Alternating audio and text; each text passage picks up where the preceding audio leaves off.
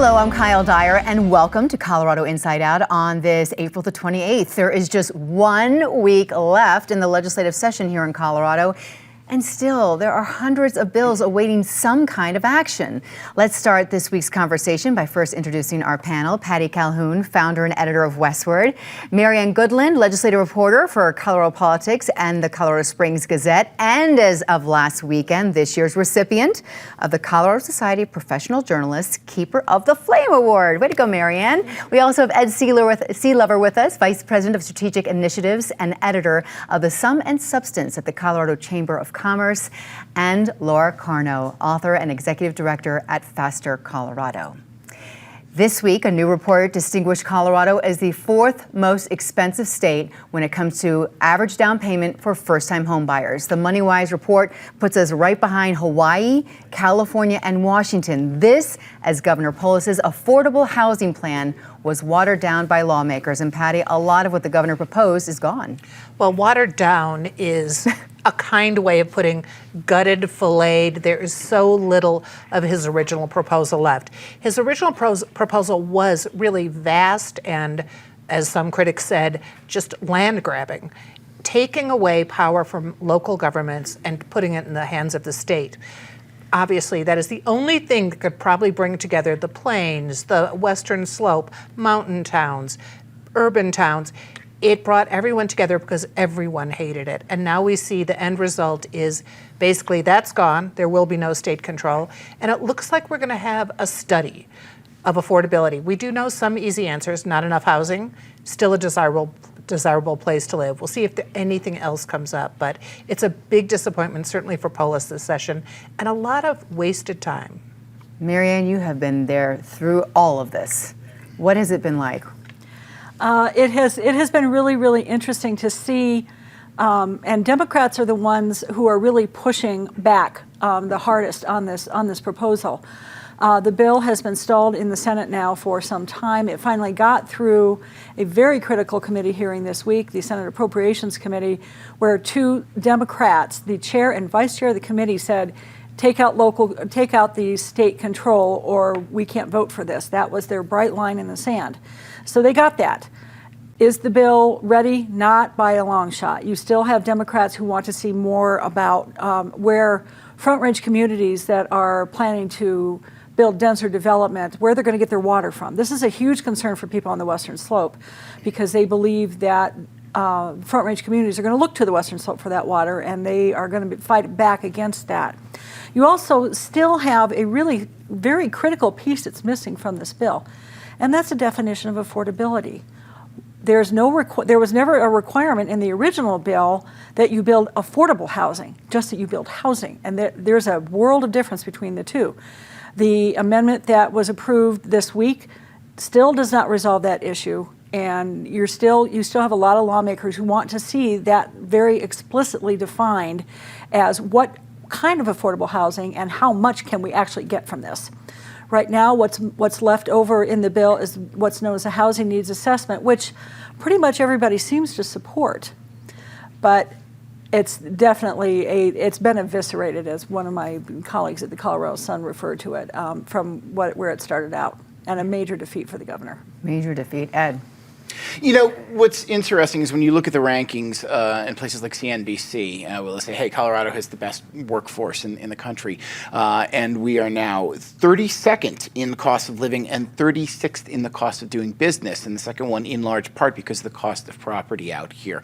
This is clearly an issue that business groups got into. Even those who didn't back the bill necessarily would say, look, we've got to consider this because right now our employees are not able to live anywhere near their places of work. And frankly, that's making it a lot harder for employers to recruit people.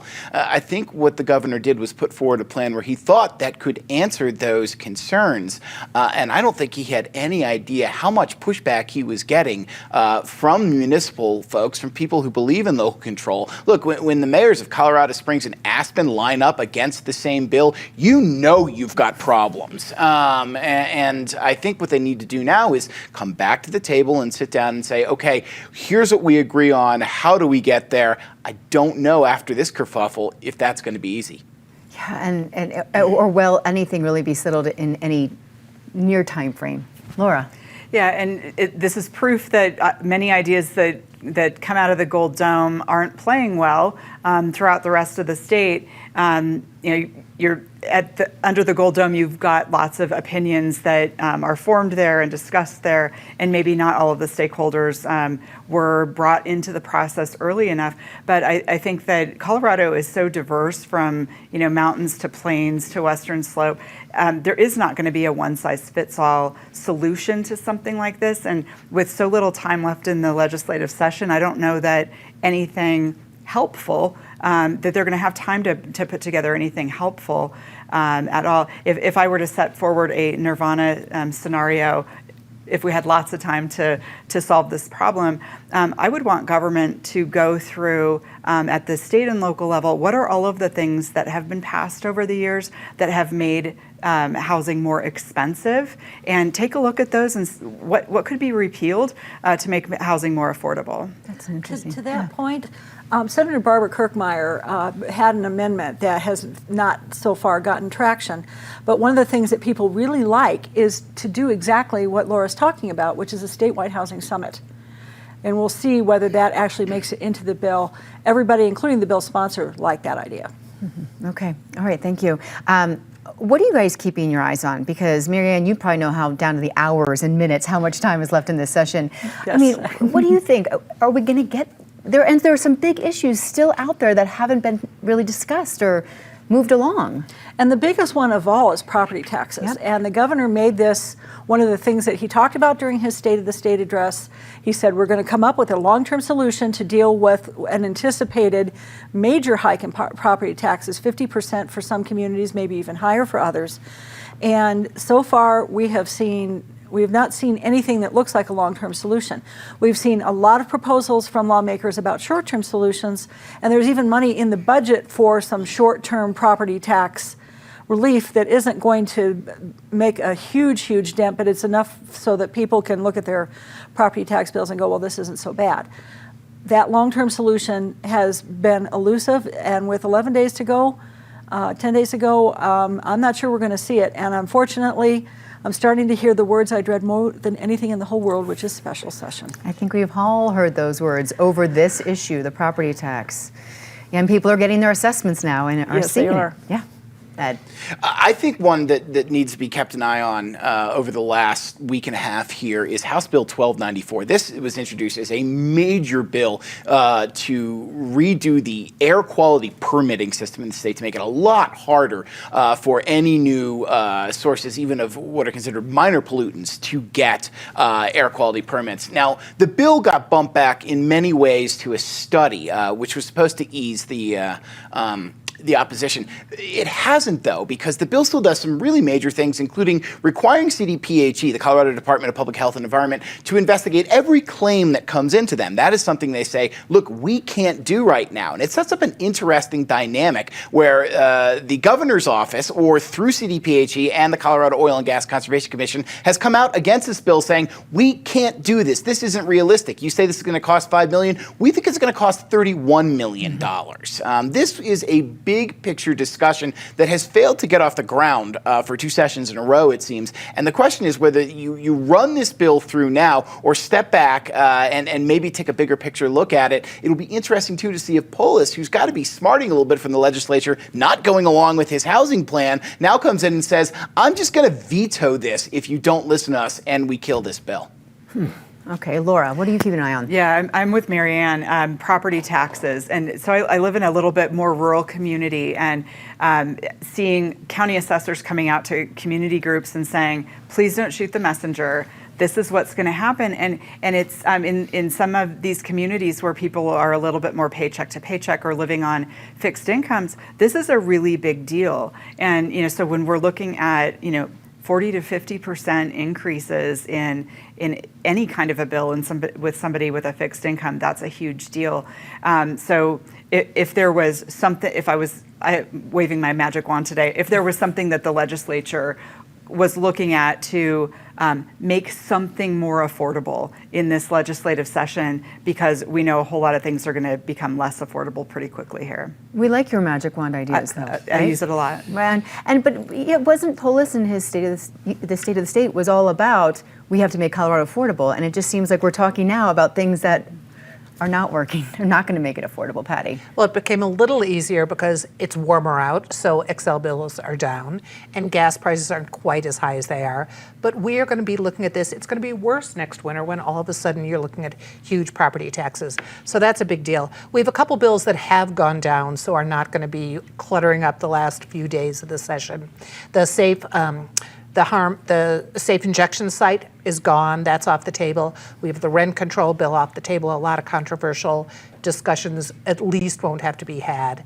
But also interesting is, I talked about it last week, but the whole psychedelics, the things they're putting in place to regulate 122, and indigenous communities and religious communities are getting a little upset now that under the bill proposed by Fenberg, that they may not be able, they're going to have regulations imposed upon them by a new bill, and they're actually going to be more limited in what they've been able to execute. So that's going to be a controversial one in the next 10 days.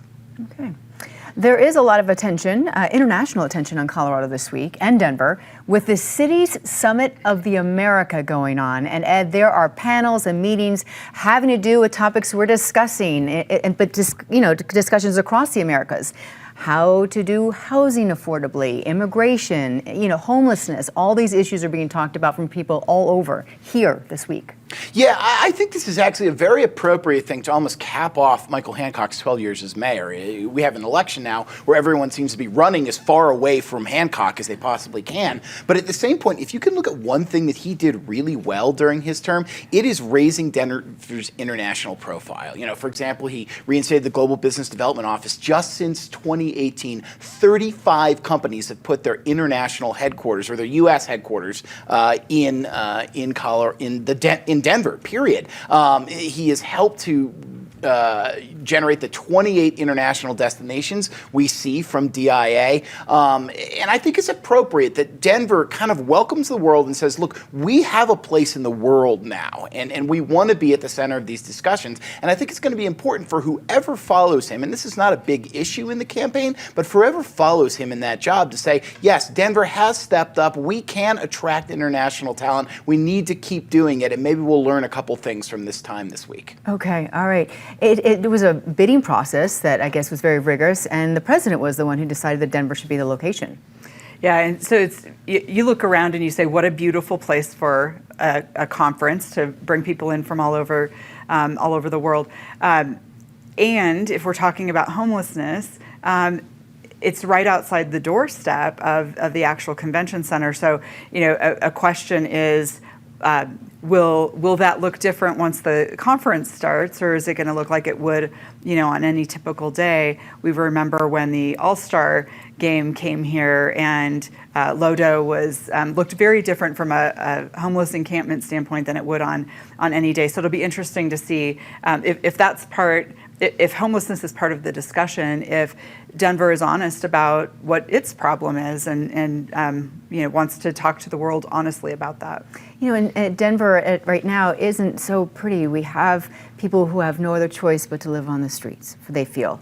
We have, the 16th Street Mall that is empty, being rebuilt. I hope this is a great week for Denver. I really do. Well, and the good thing is Hancock, who's been on several international junkets over the last 4 years, at least he has to stay home, so it won't cost us anything for that.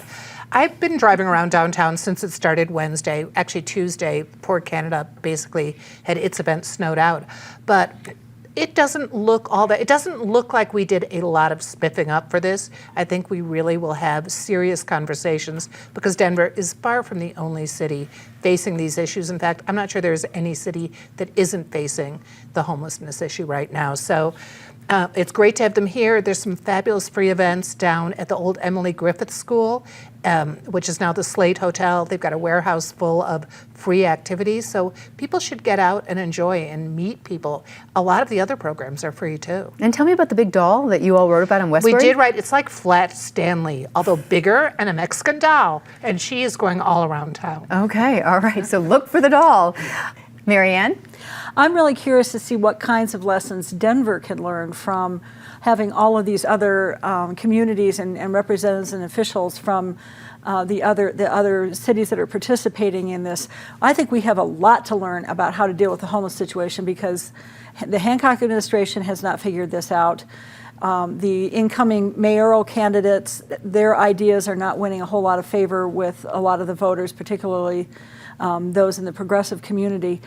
There's got to be somebody out there that's got some ideas that can say, listen, it's a multi-pronged approach. Here are the different things that you might want to look at.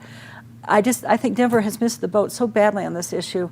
And as a person who drives past these homeless encampments every single day, I'd like to see Denver really start finding a way for these people to get off the streets and into supportive housing.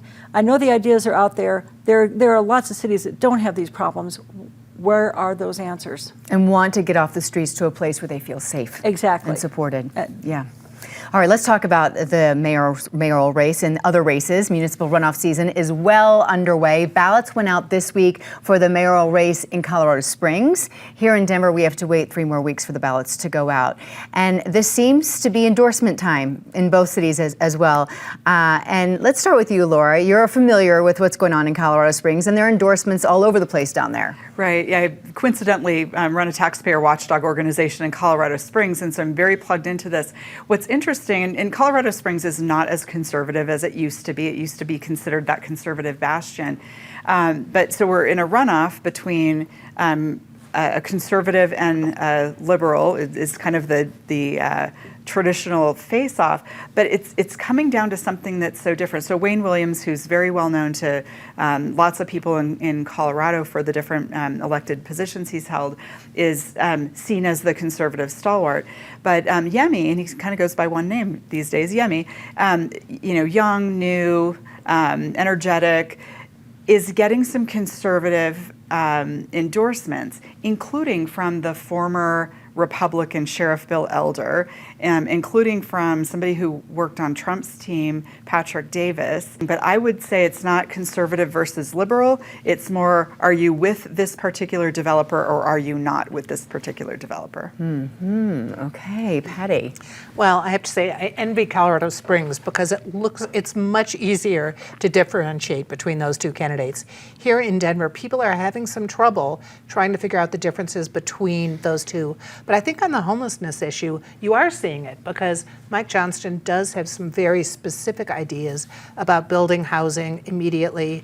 There's the whole dispute on who would arrest and who would not arrest if someone is not seeking out the help that is offered to them. So there are differences, but people are going to have to work really hard to figure out which candidate fits their beliefs better, which is why the endorsements do make a difference. So you have Federico Pena going for Mike Johnston, you have Wellington Webb going for Kelly Brough. That really will divide, that'll move the needle. Leslie Herod going for Mike Johnston will also help him. I mean, when you think about the percentages, he was already ahead. If he can get all of her votes, that's going to definitely help him. Okay. Marianne. I've been watching the Colorado Springs mayor's race, partially because of who I work for, and they're very focused on this. I'm fascinated about the changes that are taking place in Colorado Springs, as Laura alluded to, where you have a city that was once the conservative bastion, and I wouldn't say they've moved to the left, but they certainly aren't as far to the right as they used to be, sort of right of center, I think. Watching the race between Wayne Williams, who is a very, very well-known person who's not, I would not say that he was super conservative. I think he's a good fit for the way Colorado Springs looks today. On the other hand, you also have Yemi, who is likely to pick up a lot of that left of center vote that drove the elections last November, where you wound up with a lot of Democrats picking up seats in the state house who had never been represented by Democrats before, the districts. So it's a fascinating race to watch, and I can't wait to see what happens on election night. But Ed, we're talking about endorsements and Leslie Herod supporting Mike Johnson. We haven't heard from any of the other candidates who didn't make the runoff. And I'd be curious to see whether or not someone like Elisa Calderon, very progressive candidate who finished third place, is even going to weigh in on this. I get the sense she won't. And the truth is, Calderon has intimated before that what needs to be paid attention to is the city council races. And I would agree with that. I think that Johnson and Brough have differences between them that are worth looking at. But there are some wildly different candidates running. For example, in the district, I believe it's 9 runoff between Darrell Watson and Candy Tabaka. I mean, you have people who have completely different views on the role of government. I believe there's either 2 or 3 candidates who've been endorsed by the Democratic Socialists of America who are making the runoffs in Denver.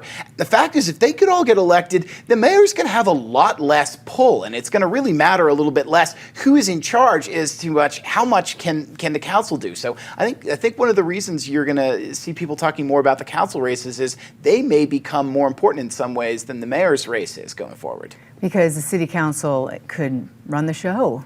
They don't have to work with the mayor. They just have had a tradition of doing so.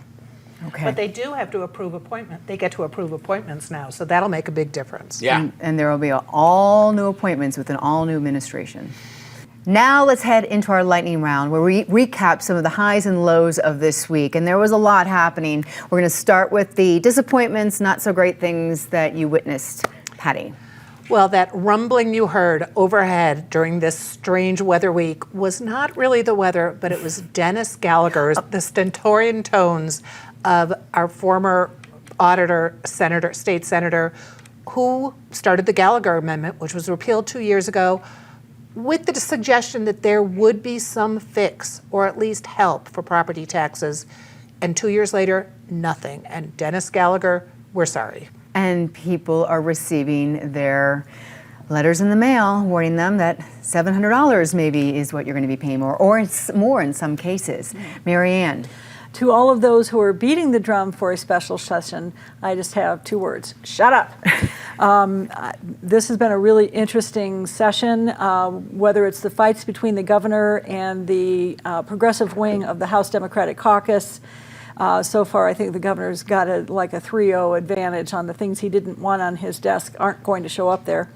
And the Republican filibustering in the House, mostly of every bill that they can think of to delay the agenda.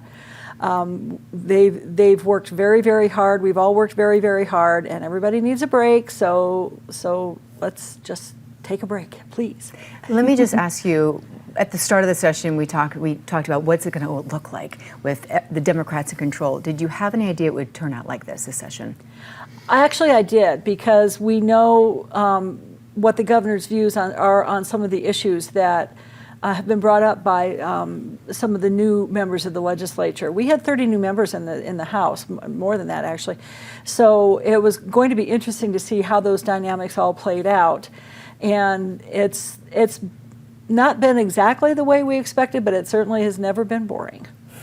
Ed, your disappointment of the week. I'm glad that it took very little time for a jury to convict a man who I will not name of shooting and killing a 13-year-old and shooting his family this week. But I think it continues to ring disappointment that the man claimed that he had a psychotic episode in doing this. I'm glad the jury saw through it. But the more that people do this, that fake mental health injuries, it injures people who actually need mental health. And we need to clamp down on that more and more so that people can get the help they need. Okay, Laura.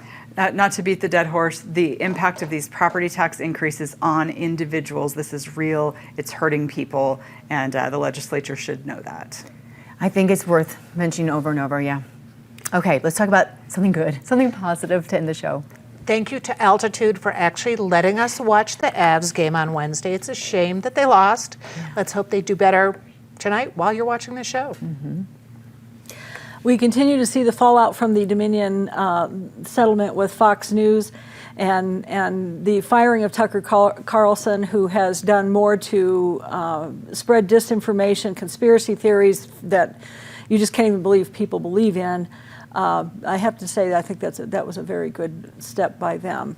He'll probably show up someplace else, but not in the the influence that he has had in the last couple of years. As a resident of Jefferson County, I have to say how impressed I am that the Jefferson County Sheriff's Office so quickly identified and arrested the 3 people who were responsible for a death by throwing rocks into multiple cars. Good work, law enforcement, Jefferson County. Mm-hmm. In rural counties all over Colorado, Saturday will be Meet In Day, which was the response to the governor's Meet Out Day. So there are lots of barbecues happening on Saturday. So if you're in a rural community or near a rural community, go celebrate our beef and pork producers. Okay, thank you, Laura. I would like to add something positive as well. No matter the disagreements that are happening in the legislature, lawmakers came together on Wednesday this week to celebrate a friend of mine for the job he did very well for 39 years. My partner over at 9 News, Gary Shapiro, received a standing ovation from the state Senate. When we stop what we are doing and focus on others, right? And we celebrate them, it is a good thing, and we need to do more of that. So yes, I celebrate all of you who joined us for the panel, and all of you at home watching on TV or on your device. Thank you. You can catch Colorado Inside Out anytime on pbs12.org or YouTube and Spotify and Apple Podcasts. I'm Kyle Dyer. Thanks for watching. I'll see you next week here on PBS 12.